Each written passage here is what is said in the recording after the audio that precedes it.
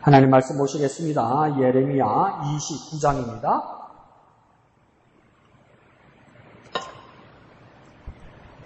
예레미야 29장 1절에서 14절까지 다 같이 한음성으로 읽겠습니다. 시작. 선지자 예레미야가 예루살렘에서 이 같은 편지를 느부갓네살이 예루살렘에서 바벨론으로 끌고 간 포로 중 남아있는 장로들과 제사장들과 선지자들과 모든 백성에게 보냈는데, 그때는 여고니아 왕과 왕후와 궁중 내시들과 유다와 예루살렘의 고관들과 기능공과 토공들이 예루살렘에서 떠난 후라 유다의 왕 시드기야가 바벨론으로 보내어 바벨론의 왕 느부갓네살에게 가게 한 사반의 아들 엘라사와 hil기야의 아들 그마라 편으로 말하되, 만군의 여호와 이스라엘의 하나님께서 예루살렘에서 바벨론으로 사로잡혀 가게 한 모든 포로에게 이와 같이 말씀하시니라. 너희는 집을 짓고 거기에 살며 텃밭을 만들고 그 열매를 먹으라. 아내를 맞이하여 자녀를 낳으며 너희 아들이 아내를 맞이하며 너희 딸이 남편을 맞아 그들로 자녀를 낳게 하여 너희가 거기서 번성하고 줄어들지 아니하게 하라. 너희는 내가 사로잡혀 가게 한 그 성읍의 평안을 구하고 그를 위하여 여호와께 기도하라. 이는 그 성읍이 평안함으로 너희도 평안할 것임이라. 만군의 여호와 이스라엘의 하나님께서 이와 같이 말하노라. 너희 중에 있는 선지자들에게와 점쟁이에게 미혹되지 말며 너희가 꿈꿈도 고지 듣고 믿지 말라. 내가 그들을 보내지 아니하였어도 그들이 내 이름으로 거짓을 예언함이라. 여호와의 말씀이니라. 여호와께서 이와 같이 말씀하시니라. 바벨론에서 70년이 차면 내가 너희를 돌보고 나의 선한 말을 너희에게 성취하여 너희를 이곳으로 돌아오게 하리라. 여호와의 말씀이니라.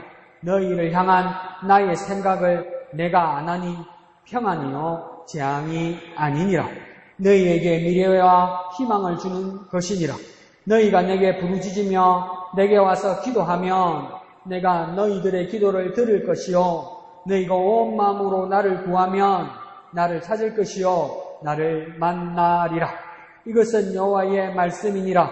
나는 너희들을 만날 것이며 너희를 포로된 중에서 다시 돌아오게 하되 내가 쫓아보내었던 나라들과 모든 곳에서 모아 사로잡혀 떠났던 그곳으로 돌아오게 하리라. 이것은 여호와의 말씀이니라. 아멘. 자, 오늘 이야기를 보면 군데군데 예레미야가 말하는 이것은 여호와의 말씀이니라면서 군데군데 나와 있어요. 그런데 이 상황이 왜 이렇게 되냐면 예레미야가 선지자로서 받은 하나님의 말씀과 또 하나님의 말씀을 받았다는 다른 선지자들의 말이 다르단 말이에요. 차이가 생긴단 말이에요. 그러니까 무엇이 둘 중에 진짜인지를 말해야 되다 보니까 예레미야는 뭡니까? 이것이 진짜라는 것, 저것이 잘못되었다는 것을 말을 해줘야 된다는 것이죠. 그래서 뭡니까? 이거 강수를 둔 겁니다. 이제 마지막 수를 던진 거죠. 그리고 오늘 1절에서 3절까지 내용을 보면 이게 도대체 무슨 말일까 어려운 내용인데 1절에서 3절까지 내용을 알면 이 정황을 이해할 수가 있습니다. 그러면 무엇부터 우리가 생각해 보면 되냐면 히스기야 시대의 다음 세대에 그 다음 훌륭한 왕이 누구였냐면 요시야 왕이 있습니다. 그러니까 말기에 훌륭한 왕 두 사람은 뭐냐면 히스기야가 있고 그 다음 요시야가 있는 것이죠. 그럼 이스라엘 역사 전체에 있어도 남북 왕국이 갈라졌을 때 르호보암으로 시작되고 여로보암으로 시작됐을 때 북쪽의 여로보암 왕으로 해서 마지막 호세아 왕까지는 착한 왕은 아무도 없습니다. 다 하나님 뜻을 거역한 거고요. 남유다 왕국에서도 제대로 하나님의 뜻을 따른 것은 굳이 말해봤자 서너 명밖에 안 돼요. 지금 제 기억에 나는 것만 해도 요아스가 마지막에 잘못했거든요. 그래도 그나마 여호사밧, 그 다음 뒤에 가서 히스기야, 그 다음 뒤에 가서 요시야, 이 정도 됩니다. 그리고 요시야는 거의 말기에 있었던 왕이기 때문에 뭡니까? 마지막 희망이었는데 전쟁에 나가서 죽거든요. 무기또 전쟁에서 싸우다가 죽는단 말이에요. 그래서 그 무기또 전쟁에서 죽는데 그 무기토 평원이 왜 나중에 요한계시록에서 나오냐면 열방의 왕들이 다 모여서 큰 땅에서 전쟁을 한다고 이야기해요. 그래서 요한계시록을 뭡니까? 환상적으로, 묵시적으로, 계시적으로 해석하는 사람은 뭡니까? 마지막에 큰 전쟁이 이 땅에서 일어나서 세상이 종말이 올 거라고 말한단 말이에요. 많이 들어봤죠? 그래서 그걸 3차 대전이라고 이야기하잖아요. 그래서 그 3차 대전이 어디서 일어난다고 이야기합니까? 아마겟돈에서 일어난다고 그러죠. 들어는 봤죠, 그죠? 아마겟돈 전쟁. 근데 그 아마겟돈 전쟁이 무슨 말이냐면, 아는 뭐냐면 관사입니다, 관사.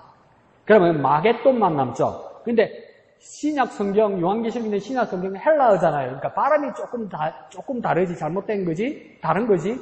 뭡니까? 자음이 보면 같아요. 뭡니까? 미연, 기역, 디귿이죠. 그래서 마겟돈이라고 불렀잖아요. 요시아가 어느 전쟁에서 죽었다고요? 무기토에서 죽었잖아요. 그러니까 이 무기토 평원을 상징하는 것이 무엇입니까? 요시아가 죽었던 마지막 희망, 요시아가 죽었던 그 땅, 무기토 전쟁, 희망이 사라졌다. 더 이상 소망이 없다. 그것이 뭡니까? 요시아 왕의 무기토 전쟁이듯이 이 땅의 마지막 전쟁 요한계시록이 뭡니까? 마겟돈, 무기토 전쟁, 이걸 뭔 말입니까? 진짜 무기토 땅에서 일어난다는 것이 아니라, 이스라엘 땅에서 일어난다는 것이 아니라 뭡니까? 마지막 희망이 없는 날이 오게 될 것이고, 그 끝이다, 이렇게 말하는 거예요. 그냥 그 땅 지키고 막 그 땅 찾는 사람들이 있어요. 기다려봐라, 없는 일이 나는가. 기가 막혔어, 내가. 예수님도 다시 오신다고 할 때 감람산에다 집 짓놓고 사는 사람 있어요. 이스라엘 사람들. 예수님이 올라가면서 내가 본대로 온다니까 예수님 재림하면 감람산으로 온다고. 그게 그렇게 오는 거냐? 하여튼 가지 해요. 자, 보시죠. 자, 요시아 왕 이후로 뭡니까? 그 다음 뭡니까? 국군이 완전 쇠합니다. 요시아 왕이 죽고 나서 뭡니까? 이게 희망이 없어져요. 다음 왕이 나올 때도 뭡니까? 전부 다 뭡니까? 하나님 앞에 뜻으로 바른대로 사는 사람이 없어요. 그 다음 요시아 왕이 죽고 나서 그 다음 어떤 왕이 나타나냐면 여호아하스라는 왕이 나타납니다. 근데 이 여호아하스라는 왕이 뭐냐면 이 가운데에 끼어서 오른쪽 바벨론과 왼쪽 애굽이 있을 때 전통적으로 애굽과 친하게 지내지 못하고 애굽에 반기를 들다가 뭡니까? 바로 곧 애굽 왕 바로누고가 이스라엘 땅을 유다 땅을 침공해 옵니다. 그러면서 이 여호아하스 왕 있죠. 요시아 아들 여호아하스 왕을 뭡니까? 폐위시킵니다. 왕의 자리에서 끌어내려 버려요. 왕의 자리에서 끌어내리고 나서 뭡니까? 엘리아김이라는 사람을 왕으로 세웁니다. 그 엘리아김을 이름을 바꾸죠. 우리가 잘 알고 있는 김인데 무슨 김입니까? 여호야김으로 바꿔요. 그러니까 요시아 다음에 여호아하스 다음에 무엇입니까? 여호야김인데 이 여호아하스도 이 여호야김도 다 누구입니까? 요시아의 아들들이에요. 요시아의 아들들.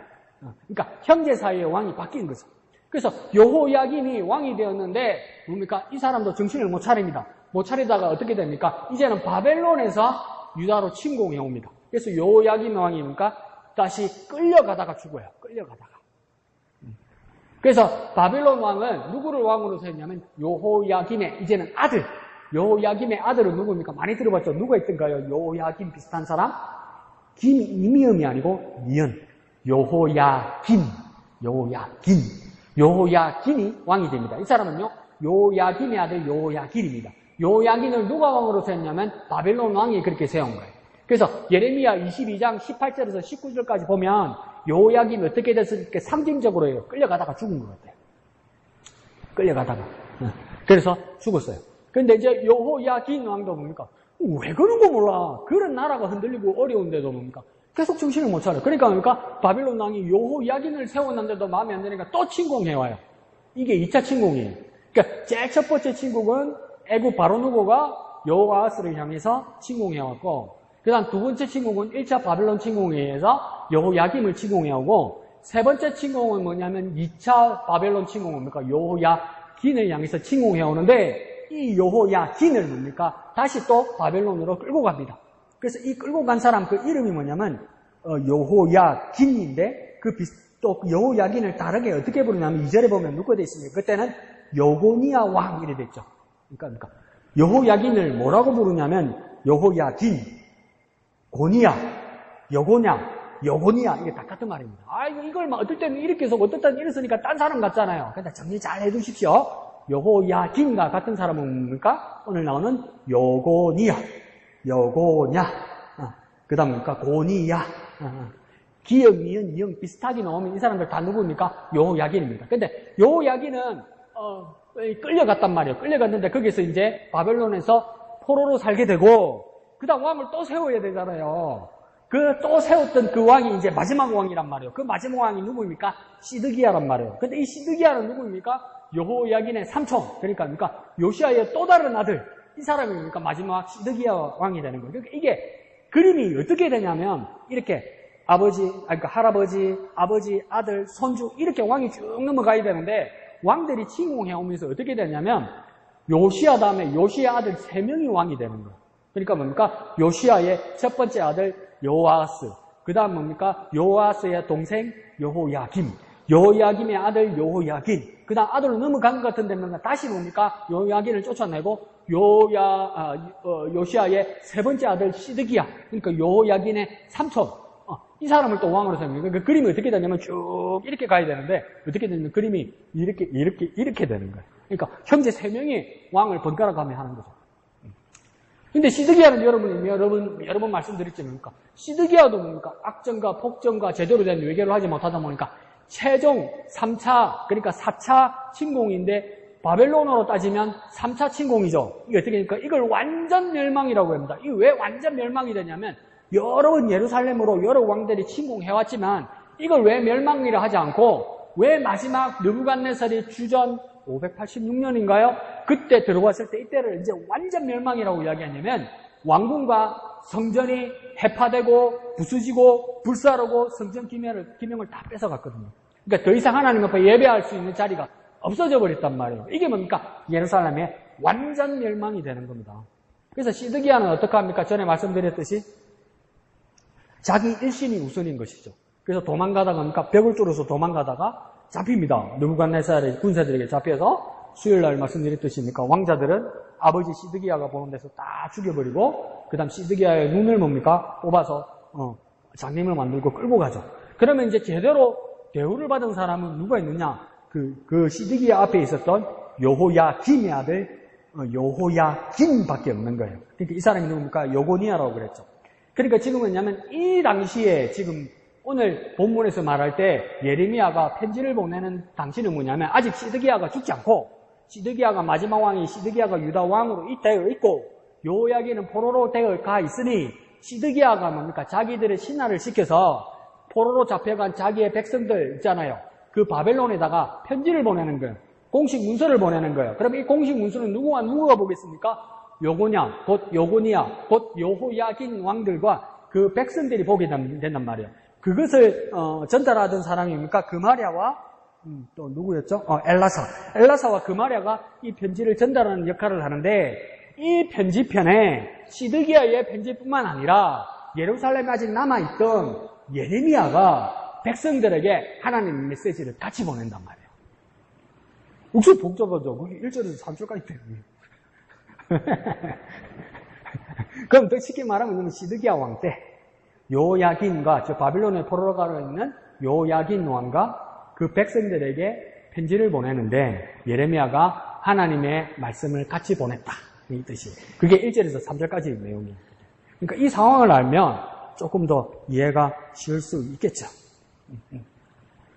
그래서 여전히 예루살렘에 남아있던 예레미야는 바벨론 포로로 끌려간 동포들에게 편지를 전합니다. 그리고 이 편지를 담당한 사람이 3절에 보니까 엘라사와 그마랴라는 사람입니다. 그런데 이 엘라사와 그마랴가 어떤 사람일까? 왕궁에서 일해서 시드기야 밑에서 일하기 때문에 그냥 그런 사람일까? 이렇게 생각할 수도 있는데 잘 이렇게 조사해보면 이 엘라사와 그마랴는 어떤 사람이냐면 그 전에 그 윗대에 요시야 왕이 종교개혁을 할 때 같이 그 종교개혁을 담당한 집안 사람인 것 같단 말이에요. 그러니까 예레미야가 이 두 사람을 믿고 하나님의 말씀도 같이 편지로 전할 수 있는 겁니다. 믿을 만한 사람이었다 이 말이죠. 시드기야의 신하일 뿐만 아니라 하나님의 말씀을 같이 전달해 줄 수 있는 믿을 만한 사람이었다는 거예요. 그러니까 이 두 사람은 예레미야를 통한 하나님의 말씀을 편지로 전하는 일뿐만 아니라 이 사람이 가서 어떻게 하겠습니까? 그 당시에 글을 읽을 수 있는 사람이 얼마 안 돼요. 글을 읽을 수 없어요. 그러니까 읽을 수 있는 사람은 지식층이나 고위층밖에 안 된단 말이에요. 그러니까 뭡니까? 이 편지를 전달하는 사람은 뭘 하는 사람이냐면 편지를 그냥 던져주는 집변 정도가 아니라 펴서 읽어줘야 되는 거예요. 읽어주고 어떻게 됩니까? 설명해줘야 되는 거예요. 설명해주고 무슨 말일까 하는 건가 다시 또 설명해줘서 이해시켜줘야 되는 일을 하는 사람입니다. 그러니까 이 사람들은 편지를 전달할 것뿐만 아니라 대변인이고 해석자이고 선생이고 메신저로 일을 한다는 거예요. 그러니까 하나님의 말씀, 편지의 내용, 이 뜻을 전달하고 해석하고 독려하고 막 권면하고 힘을 주고 소망을 주는 사람이란 말이에요. 그러니까 느헤미야나 에스라서의 그 내용 이해가 가죠. 하나님 앞에 처음 절기를 드리고 하나님 앞에 첫 예배를 드릴 때 뭡니까? 하루에 3분의 1은 하나님 앞에 예배하고 3분의 1은 말씀을 듣고 3분의 1은 기도하고 막 이렇게 했잖아요. 근데 군데군데 맨 앞에 뭡니까? 맨 앞에 학자이며 선생이며 제사장이었던 에스라가 단위에 서서 하나님 말씀을 선포하는 걸 끝나는 것이 아니라 그 많은 백성이 있잖아요. 그 많은 백성이 쫙 서 있는데 아무리 시설을 잘 해놓고 터키 지방에 이런 데 남아있는 교회 터 같은데 안 그러면 경기장 이런 데 가면요. 지붕이 뚫려 있어도 이렇게 건축을 잘 해가지고 울리는 정도가 가장 적당하게 울려서 지금도 그러니까 가운데서 한 사람이 노래를 부르거나 이야기를 하면 잘 들리도록 이렇게 건축이 되어 있대요. 근데 그 정도는 아니라도 그 많은 사람들이 그날 막 비도 오기도 하고 그랬다고 그랬잖아요. 그러니 이 단에 서서 에스라가 그 말 한마디 안 듣고 쫙 뒤에 있는 사람이 들리겠습니까? 근데 그러면 뭐 에스라 얼굴만 보고 은혜 받아서 은혜 받았다 이라고 누구 똑같지 예배 시간에 와가지고 들리지도 않고 맨날 그러니까 자다가 아멘 하고 은혜 받았다고 거짓말하는 거 똑같지 그럼 그 당시에 어떻게 했습니까? 근데 그렇게 배치하지 않았죠. 어떡합니까? 에스라를 중심으로 뭡니까? 군데군데 누구가 있었습니까? 레위인들이 있었죠. 레위인들이 들어가서 뭡니까? 백성들의 그 말씀을 전달하고 해석하고 가르치는 일들을 했다는 겁니다. 이와 마찬가지로 지금 뭡니까? 엘라사와 그마라는 뭡니까? 편지를 그냥 전달하는 정도가 아니라 뭡니까? 하나님 말씀을 전달하고 해석하고 독려하고 건면하는 사람이 되었다는 겁니다. 우리의 삶에도 어떤 일이 있어야 되겠습니까? 하나님 말씀을 받았으면 내가 깨닫는 바를 같이 나누고 건면하고 같이 살도록 독려할 수 있어야 된다는 것이죠. 그런 일들이 일어난 겁니다. 그리고 또 우리가 어려울 때도 절망적일 때도 소망이 보이지 않을 때도 전혀 다른 곳에서 하나님의 섬길 수 있는 환경과 전혀 다른 환경에서 하나님이란 말, 예수님이란 말, 입 한번 뻥긋할 수 없는 그런 자리 갖고 이 시대는 끝났다고 말할지라도 그 시대같이 보여도 여전히 하나님의 말씀을 듣고 전하는 자들이 있고 일하는 자들이 있다는 것을 잊어서는 안 된다는 겁니다. 더 이상 내가 말씀을 볼 수 없고 말씀을 들을 수 없고 내게 희망이 없고 요망이 없고 아무것도 없다고 말할 때도 이 시대가 끝났기 때문에 나도 끝났고 나는 더 이상 소망이 없다고 말할지라도 하나님 여전히 어떡합니까? 포로로 된 땅에서도 하나님 그 말씀을 들고 말씀을 전할 자를 보낸단 말이에요. 설명할 자를 보낸단 말이에요. 더 이상 말씀이 없을 수는 없단 말이에요. 그런데 여전히 소망을 가져야 되는 거예요. 내게는 하나님 말씀이 여전히 다가오신다. 내게는 여전히 하나님 말씀이 다가오신다. 끊임없이 다가오신다. 그 말씀에 귀를 기울이는 저와 여러분 되셔야만 하는 겁니다. 여전히 하나님은 살아계시고 말씀하시고 함께 계신다. 어떤 환경에서도 어떤 절망적인 모습에서도 여전히 하나님은 살아계시고 여전히 하나님은 말씀하시고 여전히 하나님은 함께 하신다. 내게 함께 하신다. 어떤 환경이라도 주님은 내게 다가오신다. 말씀하신다. 그 하나님을 만나시고 그 음성에 귀를 기울이는 저와 여러분 되시기를 부탁드립니다. 한번 해볼까요? 여전히 하나님은 살아계시고 말씀하시고 함께 하신다. 여전히 하나님은 살아계시고 말씀하시고 함께 하신다. 여전히 하나님은 살아계셔서 말씀하시고 함께 하십니다. 그 살아계신 하나님을 만나시는 저와 여러분 되시기를 부탁드립니다. 자, 그렇게 절망적인 오신 하나님의 말씀과 메신저들이기에 먼 타국에서 포로로 있는 유대인들에게는 희망찬 말씀이라 기대했을 거란 말이에요. 예레미야가 드디어 하나님 말씀을 듣고 이때까지 아니라 그런데 예레미야 말에 드디어 맞았던 것처럼 이번에도 맞는 말씀, 그 말씀을 줄 거라고 내가 이해하지 못할까봐 두 사람이나 보내서 엘라사와 그마레를 보내서 설명할 수 있는 사람까지 보내서 이 말씀을 이 먼 타국 땅에서 희망의 말씀을 가지고 왔으니 정말 좋은 말씀, 내게 소망이 되는 말씀을 줄 거라고 그렇게 기대했단 말이에요. 그런데 뭡니까? 5절에 보니까 사로잡혀서 타국에서 종살이하는 이 땅 사람들에게 저 외국에 바벨론에 포로로 사는 거예요. 인민 가서 영주권 받아서 편안하게 사는 게 아니고요. 포로로 노예로 살고 있단 말이에요. 언제라도 집에 가고 싶단 말이에요. 그거 생각하면 되겠네. 우리 옛날에 그 드라마 있었죠. 미국 드라마 뿌리. 훈타 킨테 나오던가. 아프리카 노예. 그래서 아프리카 노예들이 뭡니까? 백인들 주인 밑에서 이렇게 고생하다가 도망가려면 또 잡히고 도망가려면 또 잡히고 그래서 막 불구자 만들고 죽이기도 하고 막 그랬었잖아요. 그래서 주일날 되면 또 주인들은 교회 가야 되니까 흑인들 끌고 일 시킨다고 가잖아요. 그러면 묶어가지고 교회 밖에다 내놓잖아요. 그러면 주인들은 이제 예배당 안에서 예배하고 그래도 그나마 착한 주인은 뭡니까? 지 은혜 받는 걸 또 설명한다? 근데 하나님이 얼마나 놀랍고 무서운지 뭡니까? 그 전달에서 제대로 된 것 같지도 않은데 흑인들이 들었을 때 뭡니까? 은혜 받는 사람이 생기더라는 겁니다. 우리 같으면 반감 생기지 않겠습니까? 나를 괴롭히는 주인의 하나님이면 그 하나님은 나는 믿지. 그렇지 않아요? 근데 하나님은 그 사람에게도 위로로 역사하더라는 거예요. 그 교회 이름을 까먹었네. 하나밖에 생각 안 나네. 북한에서 인정하는 공무원들이 모여있는 교회 중에 하나가 뭐 하나 교회요? 공수교회라고 있고 또 한 교회가 있어요. 이 사람들은 다 누구냐면 관광객들, 외국에 오는 관광객들에게 보여주고 우리 북한이 아직 종교의 자유가 있다는 거 보여주기 위해서 목사, 성가대, 뭐 일하는 사람들 전부 국가공무원이에요. 국가공무원. 그러니까 그냥 형식상 하는 거예요. 형식상. 근데 보고서에 보면 문제가 생겼어요. 형식상 예배하고 형식상 기도하고 형식상 말씀 전하고 형식상 사람들 앉아서 전하는데 이 공무원들이 은혜 받기 시작한 거예요. 막 주님을 만나기 시작하는 거예요. 북한에서 지금 처음에 그래서 사람들 갈아야 된다고 이렇게 난리가 났더라는 것이죠. 그래서 이 흑인들도 뭡니까? 미국에서 잡혀왔던 이 흑인들도 뭡니까? 저 넘어서 노래하는 걸 들리니까 영어를 배웠습니까? 자기 본토에서도 그냥 편안하게 살았던 사람들이 언어를 알겠습니까? 백인들이 노래 부르는 걸 어깨너머로 듣고 어떡합니까? 워낙 음악성이 있고 그게 뛰어나다 보니까 허물 이래 부른단 말이에요. 그게 뭡니까? 흑인 연가랍니다. 흑인 연가. 네? 그 악보 없이 부른단 말이에요. 악보. 그 아직도 흑인 가스펠 부르는 지금도 보면 흑인 가스펠 부르는 그 유명한 사람들 보면 악보 모르는 사람 있어요. 근데 연주하고 노래 잘하는 사람들 많아요. 그 흑인 연가들이 보면 뭡니까? 아주 원색적으로 부릅니다. 그러니까 주님 집에 가고 싶어요. 주님 집에 보내주세요.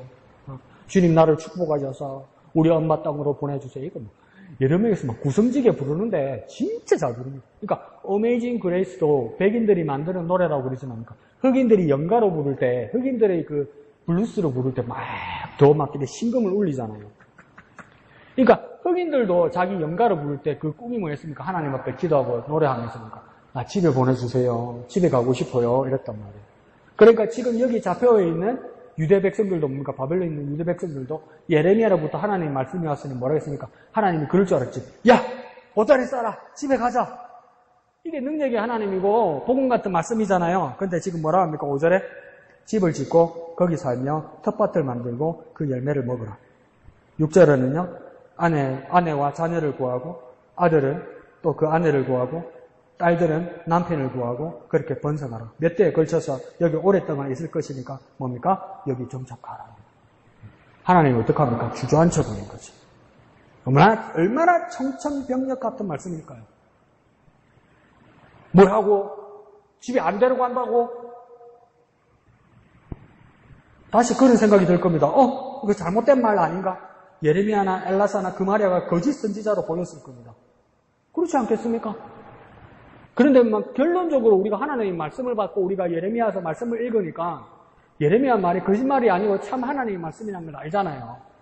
그러면 우리의 삶으로 다시 한번 적용해보면 우리 스스로에게 한번 질문해보면 하나님의 말씀인지 하나님의 말씀이 아닌지는 우리는 어떻게 분별합니까? 이게 하나님의 말씀인지 이게 하나님의 말씀이 아닌지 우리는 어떻게 분별합니까? 흔히들 우리 어떻게 분별합니까? 내 마음에 들면 하나님 말씀이고 아니면 거짓 선지자라고 그러잖아요.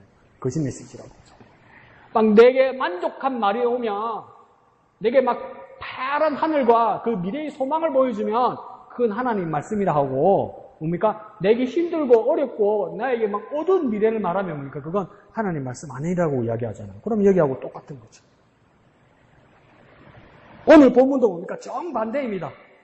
첫 세대는 여기서 죽을 것이니까 후대까지 가족을 이루고 터를 잡으라고 말하는 겁니다. 더 쉽게 말해볼까요? 빨리 집에 안 데려다 줄 테니까 기대하지 말라고 이야기하는 거예요.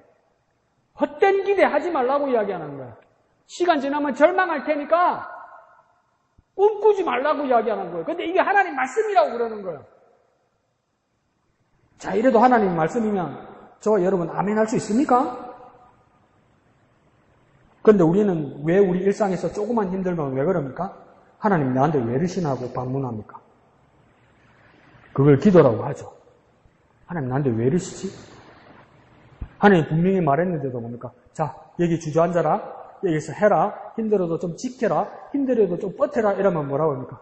하나님 좀 선명하게 말씀하시고 얘기에 들리는데도 뭐라고 합니까? 귀 딱 막고 주야! 주님의 뜻이 무엇입니까? 그랬잖아요.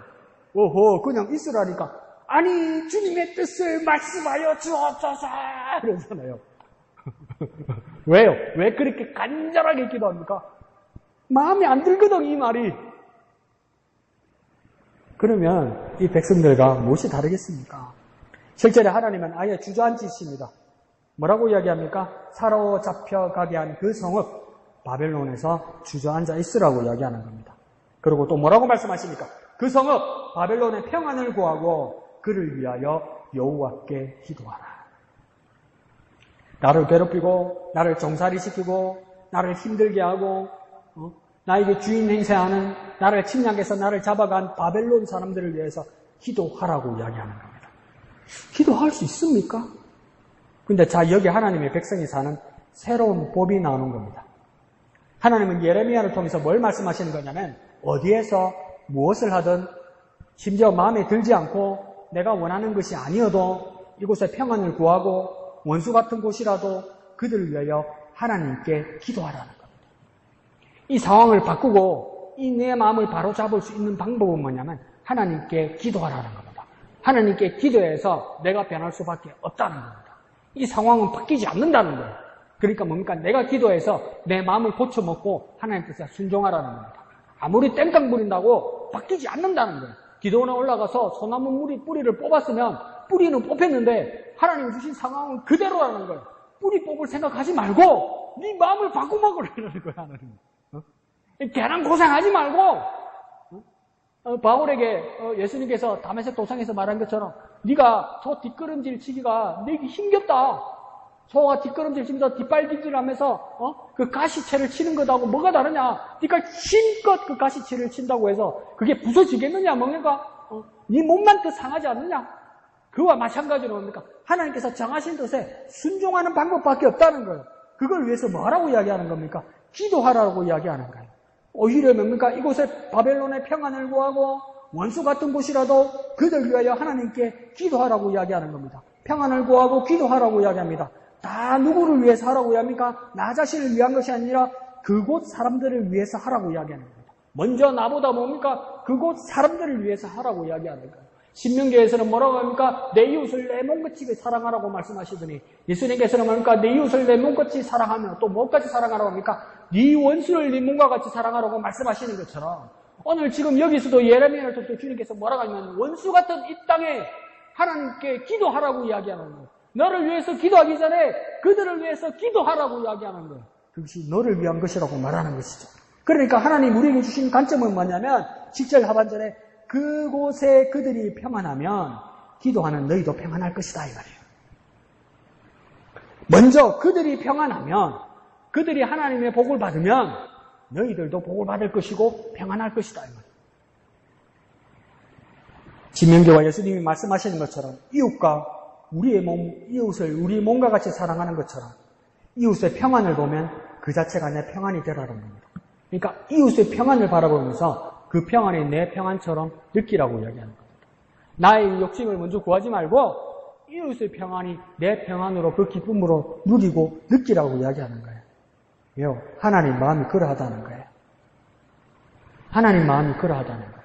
하나님 당신이 기쁘고 평안한 방법은 뭐냐면 하나님의 자녀들과 세상 사람들이 평안하면 하나님 마음이 평안한 것처럼 너희도 나를 닮아서 너희 자신만을 위한 것이 아니라 너희 이웃과 원수들을 위하여 평안을 구할 때 그것이 네 마음의 진정한 평안이 될 것이라고 말하는 겁니다. 그러니 그들의 평안이 내 평안이 될 것이고 이웃의 평안이 내 평안이 될 것이고 원수의 평안을 구한다면 어떻게 너에게 감격적인 평안이 임하지 않겠느냐 이 말이에요.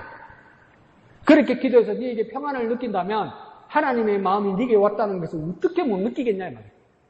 주님의 마음을 갖고 싶고 주님의 평안을 느끼고 싶고 주님의 마음이 내게 오기를 원한다면 나를 위한 것이 아니라 우리 이웃과 우리의 원수를 위해서 기도해서 그들이 잘 되고 그들이 평안할 때 내 기쁨이 넘쳐난다면 내게 하나님의 마음이 있는 건 아니겠냐 이 말이에요. 그러니 어떻게 기도하는 겁니까? 평안을 위해 기도하는 겁니다. 그것도 뭡니까? 이웃을 위해 기도하는 겁니다. 또 무엇입니까? 원수를 위해 기도하는 겁니다. 그러니 나는 무엇입니까? 평안하려고 하는 자가 아니라 평안을 비는 기도자가 되어야 되는 거예요. 평안을 가지려는 욕심내는 사람이 아니라 평안을 가지려는 욕망인 사람이 아니라 평안을 빌어주는 기도자가 되어야 되는 거예요. 평안을 원하는 자가 아니라 평안을 빌어주는 기도자가 되어야 돼요. 원하는 자가 아니라 기도하는 자가 되어야 돼요. 한번 해볼까요? 원하는 자가 아니라 기도자가 되어야 한다. 원하는 자가 아니라 기도자가 되어야 한다. 난 기도자예요. 저와 여러분은 기도자예요. 나의 욕심을 위해서 그걸 구하고 있으면 기도 아니에요, 여러분. 기도 아니에요. 우리 이웃과 심지어 우리 원수들을 위해서 내가 기도할 때 진정한 하나님의 마음을 가진 기도자가 되는 거예요. 그러니까 똑같이 기도라는 말을 교회에 안박해서 쓸지라도 세상이 말하는 기도와 그리스도인이 하는 기도는 전혀 방향이 다르단 말이에요. 전혀 달라요. 근데 교회에 와서 하나님께 기도하면서 나를 위해서 그렇게 간절히 기도했으면요, 무언가 잘못된 거예요, 여러분. 이때까지 잘못했는데, 예, 잘못된 것 같아요. 잘못된 것 같아요. 잘못된 것 같아요. 자, 이러면서 사람의 마음이 어떻게들 변하겠습니까?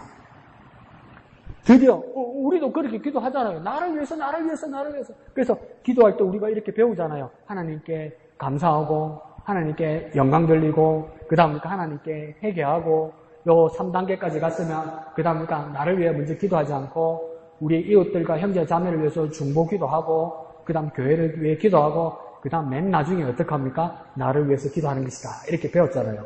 그런데 우리 어떻게 기도합니까? 순서대로 1, 2, 3, 4, 5 이렇게 기도하는데 어떻게 기도합니까? 1, 2, 3, 4 빨리 가고 5 이렇게 하잖아요. 1, 2 순서는 해야 돼. 순서는 맞춰야 되고 절차는 있는 거 같고 1, 2, 3, 4 빨리 하고 뭡니까? 5 이렇게 기도하잖아요. 그런데 오늘 말씀은 뭡니까? 강력하게 말씀하는 거죠. 그렇게 하는 것이 아니다. 나를 위한 것이 아니라 우리 이웃과 타인을 위해서 또한 원수를 위해서 하는 거라고 이제야 우리가 알게 됐으면 죄송하지만 뭡니까? 교회 안에서도 뭡니까? 이 하나님의 말씀을 받은 사람 사이에서도 반으로 갈립니다. 예상이 되죠? 반으로 갈려요. 어떤 사람은 뭡니까? 이게 하나님 뜻에 해서 순종하고 그대로 하는 사람이 있겠지만 많은 수들이 무엇이겠습니까? 이 메시지가 받아들여지지가 않아요. 그러니까 이 말씀이 받아지는 사람이 있고 이 말씀이 도무지 받아지지 않는 사람이 있어요. 맞죠? 이 말씀이 도무지 받아지지 않는 사람들은 뭡니까? 많이들 그러다 보면 뭡니까? 하나님 아니라도 내게 좋은 말 해주고 나를 만족시키는 다른 이들을 찾아간단 말입니다. 찾아가요. 충분히 하나님께 등 돌리고 하나님으로부터 등 돌리고 나를 만족시키고 내 기도를 들어줄 다른 대상을 찾아갑니다. 안 그러면 뭡니까? 이런 메시지를 안 주는 자기 비유를 맞추는 설교자 교회를 찾아갑니다. 그런데 오늘 본문대로 보면 그건 뭡니까? 하나님의 말씀도 하나님의 뜻도 아니죠. 그러니까 내게 좋은 말을 찾아가고 내 마음에 드는 말만 들어요. 좋은 말 찾아가고 내 마음에 드는 말만 찾아다닌단 말이에요. 근데 문제는 뭡니까? 그게 어디 하나님 말씀이어야죠 말이지. 그게 하나님 말씀 아닌데 어떡해요. 내게 기분 좋고 내 비위를 맞추고 내게 소망이 되는 말이라서 그게 좋아서 그걸 아멘하게 받아들이고 심지어 그게 하나님 말씀이면 하나님을 버리고 나에게 내 구미에 맞는 말을 해주는 사람만 안 그러면 목사님이 여기부터 여기까지 쭉 말씀해 주시면 됩니까? 내 마음에 드는 것만 쪽쪽쪽쪽쪽 뽑아가지고 이건 버리고 이렇게 하는데 그게 어디 하나님 말씀이어야지 말이지. 그걸 빼버리면 중요한 건 내 마음에 드는 게 중요한 게 아니고요. 무엇이 하나님 말씀인지가 중요해요, 여러분. 내 마음이 든다고 이루어지는 게 아니잖아요. 내가 원한다고 되는 게 아니잖아요. 내가 기도가 땡깡이 되고 내가 기도가 뭡니까? 하나님 앞에 졸라서 되는 게 그게 아니잖아요. 하나님은 하나님의 뜻을 이루시는 거잖아요. 우리 기도는 뭡니까? 하나님이 뜻대로 가기로 깨닫고 결단하고 그대로 순종하는 게 기도잖아요. 하나님이 이 길로 가겠는데 이 길로 잡아 당기는 게 기도입니까? 그건 어디서 배웠습니까? 8절에 뭐라고 해야 합니까? 하반절에 강력하게 경고하십니다. 뭐라고 해야 합니까? 8절 하반절에 너희 중에 있는 선지자들에게와 점쟁이에게 미혹되지 말며 너희가 꾼꾼도 고지 듣고 믿지 말라 이렇게 말합니다. 왜 그렇습니까? 가짜다는 겁니다. 가짜. 이것들이 왜 어떻게 가짜입니까? 하나님의 말씀이 아니니까. 어째서 하나님의 말씀이 아니니까? 그냥 사람 말이니까. 선지자의 모습을 갖추고 점쟁이의 모습을 가지고 꿈을 가지고 있어도 뭡니까? 믿지 말래요. 왜요? 하나님 말씀 아니니까. 하나님 말씀 아니면 뭡니까? 사람의 말이니까. 쉽게 말해볼까요? 그건 네 생각이니까. 더 말해볼까요? 그거 그냥 네 마음에 드는 거니까. 뭐라고 해야 합니까? 듣지도 말고 믿지도 말라고 이야기하는 겁니다. 그러면 우리 일상에서는 하나님의 말씀이 가까이 있습니까? 사람의 말이 가까이 있습니까? 당연 사람의 말들이 잘 알아듣기 쉽게 사람의 말이 가까이 있죠. 사람의 말들이 정말 가까이 있죠. 그러니까 이걸 어떻게 우리가 파악해야 됩니까? 우리 삶을요. 온통 가짜란 말이에요. 웬만한 건 온통 가짜란 말이에요, 여러분. 정신 차리지 않고 받아들이면 뭡니까? 웬만한 것 다 가짜란 말이에요. 교회 아니고 교회 바뀌고 하나님을 대적하건 하나님을 가까이 하건 온통 인간적인 말이니까 그건 가짜라는 겁니다. 그래서 단호하게 오늘 8절에 뭐라 합니까? 미혹되지 말며 믿지 말라 이렇게 해요. 그게 어디 제 말입니까? 예레미야를 통한 하나님 말씀 아닙니까? 8절에 쓰여있지 않습니까? 미혹되지 말며 속지 말며 믿지 말라. 이걸 신뢰하지 말라고 이야기하는 거예요. 왜 목사가 됩니다. 목사도 사람이든 똑같더라고요. 내게 좋은 말을 해주니까 내 마음이 스르르 넘어가더라고요. 어떤 분하고 식사를 했는데 강 목사님 제가 처음 봤는데 강 목사님 내가 사람을 좀 볼 줄 아는데 인상 정도가 아니라 관상이 정말 좋습니다. 관상을 볼 줄 압니다. 성공하고 훌륭한 분이 되실 것 같습니다. 내가 사람을 많이 봐와서 압니다. 기분 좋습니까? 기분 나쁩니까? 기분 좋지. 넘어간단 말이에요. 근데요, 제가 9살 때부터요, 어느 관상가가 지나가다 날 만나서 뭐라고 그랬냐면, 날 보고 대통령 된다고 그럽니다. 9살 때. 근데 내가 내일 모레 60입니다. 듣기 좋다고, 내 기분 좋다고, 맞는 말도 축복의 말도 아니란 말이에요. 근데 모두들 뭡니까? 나를 위해서 모든 사람들이 뭡니까? 내게 좋은 말 하면 허 하고 넘어간단 말이에요. 중요한 건 뭡니까? 하나님 말씀이 아니에요. 내게 좋은 말 해준다고 해서 그게 될 일도 없을 뿐더러 가장 큰 이유는 뭡니까? 하나님 말씀이 아니에요. 아무리 내게 좋은 말을 해주고 해코지 하는 말이 아니고 미래의 길을 열어주는 말 같을지라도 그건 하나님 말씀이 아니잖아요. 그런데 뭡니까? 내가 임상 실험을 당한 결과가 뭡니까? 잘 넘어가겠습니다. 귀를 기울이더란 말이에요. 그런데 9절 하반절에 뭐라고 이야기합니까? 여호와의 말이니라. 미혹되지 말며 믿지 말라. 뭐라고 이야기합니까? 거짓 예언이다. 그럼 우리가 어떻게 적용해야 될까요? 듣기 좋아도 믿지 말라. 듣기 좋다고 믿지 말란 말이에요. 듣기 좋은 게 하나님, 듣기 좋다고 무조건 하나님 말씀이 아니란 말이에요. 근데 지금 우리는 어떻게 우리는 지금 습관이 들었습니까? 어떻게 버릇이 들었습니까? 듣기 좋으면 다 하나님 말씀이야. 근데 예레미야는 거꾸로 말합니다. 듣기 좋다고 하나님 말씀 아니다. 듣기 좋다고 믿지 말라. 거짓 예언이다. 더 극단적으로 말합니다. 듣기 좋은 거 다 거짓 예언이다.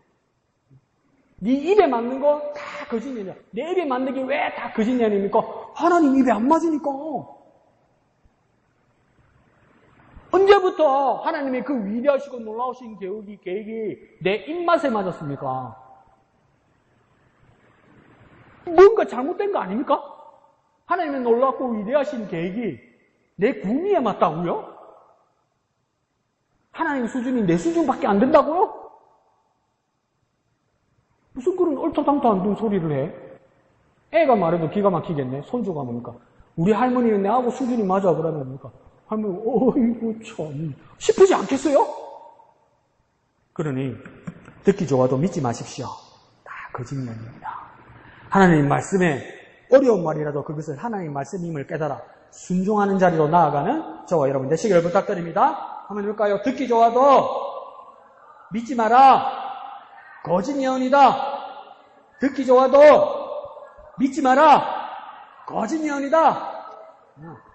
그러니까 아첨하고 아부하는 것도 듣기 좋아. 그래서 막 넘어가잖아요. 근데 나중에 그게 거짓말인 걸 알면 얼마나 배신감 느낍니까? 그러니까 정신 차리란 말이요. 하나님 말씀이라고, 이게 예수님 말씀이라고 예수 이름으로 말한다고 이게 다 맞는 말이 아니란 말이에요. 자, 이스라엘을 향한 하나님의 계획은 따로 있었습니다. 10절 중반절에 뭐랍니까? 10절 한가운데 70년이 차면 돌아오게 하리라 이렇게 말씀하십니다. 확정일자를 주셔서 감사하긴 한데 70년? 그렇게 오래요? 그러면 누구는 이 타국에서 생을 마쳐야 하기도 합니다. 그러면 걱정되지 않습니까? 어떻게 참고 기다리죠? 근데 하나님 뭐라고 이야기합니까? 내가 너희를 돌보고 나의 선한 말을 너희에게 성취하여 너희를 이곳으로 돌아오게 하리라 이렇게 합니다. 그러니까 우리 생각에는 70년 만에 하나님 우리를 돌아오게 하실 거니까 70년 동안 저 타국 땅에 하나님이 방치해 두어서 날이 70년이 차서 날이 되면 그때야 하나님 비로소 나타나셔서 집합해서 인솔할 것이다 이렇게 생각하지만 하나님은 뭐라고 이야기했냐면 종살이로 노예로 저 먼 타국동에 있는 그 70년 동안 하나님은 뭐 하신다고 얘기합니까? 당신의 백성을 돌보신다고 말씀하세요. 이 말은 뭡니까? 하나님이 임재하시는 예루살렘 성전을 떠나서 하나님도 더 이상 이스라엘 땅 한가운데 예루살렘에 계시지 않고 예루살렘의 그 성전을 청산해버리고 버려버리고 그 땅을 떠나서 이 먼 타국에 자신의 백성들과 노예살이하는 백성들과 고생과 고난 가운데서 눈물 짓는 백성들과 함께 하셔서 보살펴 주신단 말이에요. 같이 고난받는 자리에 같이 함께 하신단 말이에요. 잊지 않고 함께 하신단 말이에요. 내가 기도하고 내가 기쁘고 내가 행복할 때 할렐루야 하나님 감사합니다. 하나님 일마다 잘 되는군요. 여호와 일에 감사합니다. 그러다가 사업이 어찌나 날마다 잘 됩니까? 주식을 하나 사고 비트코인을 하나 사도 맨날 일이 올라가는 거 있던가요? 무엇이 그리 파도를 칩니까? 파도를 왜 그렇게 칩니까? 세상이 그렇잖아요. 우리 인생도 그렇잖아요. 우리 믿음 생활도 그렇잖아요. 맨날 천국으로 이렇게 치닫던가요? 땅으로 꼬로박지도 않던가요? 그러면 하늘로 올라갈 때는 하나님 함께 하시고 땅으로 올라갈 때 우리 뭐랍니까? 하나님이 날 버렸나? 주님 왜 날 버리십니까? 이러잖아요. 근데 하나님 뭐랍니까? 땅으로 너가 처박을 때도 나도 너와 함께 했다고 이야기하잖아요. 내가 널 버리지 않는다고 이야기하잖아요. 땅이 떨어질 때 내가 너를 피하지 않았다고 이야기하잖아요. 그걸 뭐라고 말합니까? 내가 어느 자리에 있든 내가 너희들을 돌본다고 이야기하는 거예요. 함께 하신다고 말씀하시는 거예요. 함께 하시며 보살펴 주신다고 말하는 거예요. 심지어 자신이 임재하며 제사받기 절기마다 제사받고 기뻐하시고 영광 받으시던 그 예루살렘 성전도 뭡니까? 청산해버리고 버려버리고 부셔버리고 태워버리고 피난살이하면서 소처럼 끌려가는 그들과 하나님 함께 가신다고 말하는 거예요. 저와 여러분도 고난의 자리에 있을 때, 두려움의 자리에 있을 때, 어려움의 자리에 있을 때, 시험난 자리에 있을 때 하나님 어디 계신가? 날 버리셨나가 얘기할 때 하나님 나와 똑같이 고통받으시고 시험받으시고 힘들어하시면서 나를 돌보시고 계시단 말이에요. 그걸 잊지 말란 말이에요. 그걸 바라보란 말이에요. 그걸 느끼란 말이에요. 그걸 찾아내란 말이에요. 그래서 하나님 뭐라고 말하는 겁니까? 돌보신다. 돌보신다. 보살펴 주신다. 한번 해볼까요? 함께 하시며 보살펴 주신다. 함께 하시며 보살펴 주신다. 어디서 무엇을 하든 하나님 함께 하시며 보살펴 주시는 겁니다. 함께 하시며 돌봐주시는 겁니다. 그 하나님을 잊지 않는 저와 여러분 되시길 부탁드립니다. 그 다음 뭐라고 이야기합니까? 내가 너에게 한 말을 성취한다 이렇게 합니다. 약속한 말씀을 목적한 바를 분명히 이루어내신다는 겁니다. 약속했기 때문에 지켜내신다는 겁니다. 약속했기 때문에 분명히 이루어내신다는 겁니다. 우리는 장담하고 우리는 약속해도 우리는 능력과 한계가 있어서 못 지켜줄 수도 있어요. 일부러 그러는 것이 아니라 아니할 수도 있어요. 그러나 하나님은 하나님이시기 때문에 약속한 바에 대해서 분명히 이루신다는 거예요. 하나님의 때, 하나님의 시간에 가장 적당하고 가장 완벽한 시간과 자리에서 하나님 이루신다는 거예요. 그걸 지금 뭐라고 표현하시는 겁니까? 약속한 바를 성취하신다는 거예요. 성취하신다는 거예요. 약속하고 지키신다는 거예요. 저 한번 더 쉽게 말해볼까요? 분명히 이루어내신다. 누가요? 하나님이요. 분명히 이루어내신다. 하나님은 분명히 이루어내신다. 하나님 내게 약속하신 것 분명히 이루어내신다. 지금 내가 고통받고 어렵고 도리어 더 믿음이 더 밑으로 떨어진 것 같을지라도 하나님은 하나님의 때에 분명히 이루신다. 하나님은 어떻게 분명히 이루시느냐? 하나님이 그런 하나님이시기 때문이다. 그런 약속하신 하나님이시기 때문이다. 그런 능력의 하나님이시기 때문이다. 그런 실수가 없으신 하나님이시기 때문이다. 그분은 절대적으로 선하신 하나님이기 때문이다. 나에게 약속하셨으면 분명히 이루신다. 그것이 뭡니까? 성취하시는 하나님이에요. 한번 해볼까요? 성취하는 하나님, 분명히 이루어내신다. 분명히 이루어내신다. 그것이 뭡니까? 성취하시는 하나님이라고 말한 겁니다. 그 다음 세 번째 뭐라고 합니까? 이곳으로 돌아오게 하리라. 그래서. 그럼 이곳은 무엇일까? 근데 이곳으로 돌아오게 하리라고 말한 사람은 누구입니까? 예레미야잖아요. 예레미야가 이 편지를 썼잖아요. 그러니까 예레미야의 관점이란 말이에요. 그러면 예레미야는 지금 어디에 있습니까? 예루살렘에 아직도 남아있단 말이에요. 그러니까 이곳으로 돌아온다면 뭡니까?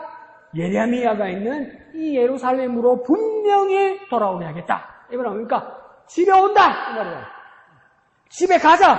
이 날이 분명히 있다는 겁니다. 하나님이 작정하고 계획한 바를 잊지 않고 항상 기억하고 계시기 때문에 이를 위하여 70년 동안 하나님 기다리다가 역사하신다 이 말이에요.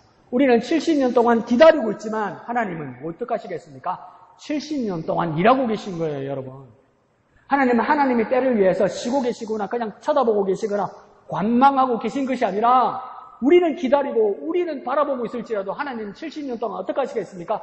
똑같은 70년이라도 그 70년 동안 하나님을 기다리거나 간망하는 정도가 아니라 뭡니까? 일하시는 하나님이란 말이에요. 그때를 이루기 위해서 여전히 성실하게 일하시는 하나님이란 말이에요. 백성들은 기다리고 있어도 하나님이 이 날을 위해서 오늘도 매일 항상 일하고 계신 하나님이라는 거예요. 그러니까 하나님은 오늘도 기억하고 일하고 계시고 쉬지 않고 역사하시는 하나님이라는 거예요. 쉬지 않고 일하시고 쉬지 않고 역사하시는 하나님이라는 거예요. 그러니 하나님께서 결국은 어떻게 하시겠습니까? 돌아오게 하신다는 거예요. 하나님 일하셔서 돌아오게 하신다는 거예요. 한번 해볼까요? 하나님은 쉬지 않고 일하신다. 하나님은 쉬지 않고 일하신다. 그래서 뭐냐면 그 약속을 지키시는 거예요. 그 약속. 하나님이 약속을 지키시는 방법은 뭐냐면 70년 동안 우리는 기다리고 있지만 하나님은 70년 동안 일하고 계셨다는 것을 우리가 발견하게 될 때입니다. 하나님은 지금도 뭡니까? 우리를 위하여 쉬지 않고 일하고 계시다는 거예요. 그래서 예수님 뭐라고 이야기합니까? 안식일날 병자를 고치니까 어떻게 안식일날 일하느냐 하나님의 법을 어기느냐 그럴 때 예수님 얼마나 온색자고 말하십니까? 아버지께서 일하시고 나도 일한다. 안식일날 하나님 아무것도 안 하는 줄 알았어요. 근데 예수님께서 분명하게 확인해 주셨어요. 안식일날 아버지 하나님은 뭡니까? 일하신다는 거예요. 그래 하나님 뭐 하시는 분입니까? 쉬지 않으시는 분이에요. 누구를 위하여? 우리에게 약속을 지키시기 위해서요. 이런 하나님이면 신뢰할 말 하지 않습니까? 자꾸 어디를 찾아가는 거예요? 자꾸 누구 소리를 듣는 거예요? 뭐가 하나님 그래 섭섭해? 참 기가 막히네. 왜 시험에 들어? 당신한테 뭐 했길래 하나님이? 뭘 잘못했길래? 잘못한 건 하나 있지. 당신들이 말귀를 못 알아듣는 거지. 그게 당신이겠습니까? 저겠죠. 하나님은 쉬지 않고 역사하십니다. 우리의 약속하신 바를 이루시기 위해서 쉬지 않고 역사하십니다. 그 하나님을 신뢰하는 저와 여러분 되시길 부탁드립니다. 자, 14절에 하나님께서 확언하시기를 뭐라고 합니까? 이것은 여호와의 말씀입니다. 왜 이 말씀을 자꾸 하실까요? 거짓 선지자, 점쟁이들의 말이 아니라 여호와의 말씀이다. 사람의 말이 아니라 하나님의 말씀이다. 세상의 말이 아니라 하나님 나라의 말씀이라는 거예요. 썩지 말란 말이에요. 썩지 말란 말이에요. 그리스도인이면 하나님의 자녀이면 이 말들을 썩지 말라는 말이에요. 거짓 선지자들과 점쟁이들과 하나님을 같이 두지 말란 말이에요. 아이고 영험하다. 능력 있네. 보는 눈 이러면서 하나님하고 같은 수준에 두지 말란 말이요. 막 눈이 팔리고, 막 귀가 팔리고, 막 마음이 팔린단 말이요. 신기하네. 이래서 하면서 막, 정신을 못 차린단 말이요. 목사님이 설교하는데 한 3, 40분 하면 막 유치원을 하면 그래 잘 자면서, 인터넷하고 유튜브 보면 밥을 샌단 말이요. 주식 보고 막 올라가는 거 막 마음이 올라갔다 내려갔다 막 날밤을 깐단 말이요. 어디다가 하나님하고 같은 수준, 하나님 이상의 수준을 두고 있냔 말이요. 어디다가 사람끼리 상처받아 놓고 하나님한테 상처받았다면서 또 사람한테 위로받으러 가냔 말이요. 사람의 말이 아니라 하나님의 말씀을 붙들어야 합니다. 사람의 말과 하나님의 말씀에 같은 수준으로 두면 안 됩니다. 하나님 말씀 대신 사람의 말에 위로받았고 힘받았다고 그러면 큰 코 다칠 겁니다. 발등 찍힐 겁니다. 저와 여러분 60년, 70년 살아가면서 많이 느끼지 않습니까? 의로 만났던 친구들, 정으로 만났던 많은 사람들, 고의는 아니지만 실망스러운 순간은 오지 않던가요? 근데 사람의 말과 하나님의 말씀을 같은 수준으로 두면 안 됩니다. 그리고 무엇입니까? 세상의 말이 아니라 하나님 나라의 말씀이 있습니다. 하나님 나라의 법이 따로 있단 말이에요. 우리는 왜 하나님 나라의 법을 따르고 섬겨야 합니까? 우리의 시민권은 바울이 말하는 것처럼 뭡니까? 하늘에 있기 때문입니다. 우리의 시민권이 하늘에 있으면 우리는 어느 법을 섬겨야 됩니까? 하나님 나라의 법을 섬겨야 하는 것입니다. 그렇게 말씀하시면서 반복해서 몇 번이고 말씀하십니까? 14절 중반절에도 뭡니까? 다시 돌아오게 하되. 14절 하반절에서는 뭐라고 합니까? 그곳으로 곧 예루살렘으로 돌아오게 하리라. 근데 그 사이사이에 무슨 말씀이 같이 있습니까? 여호와의 말씀이니라.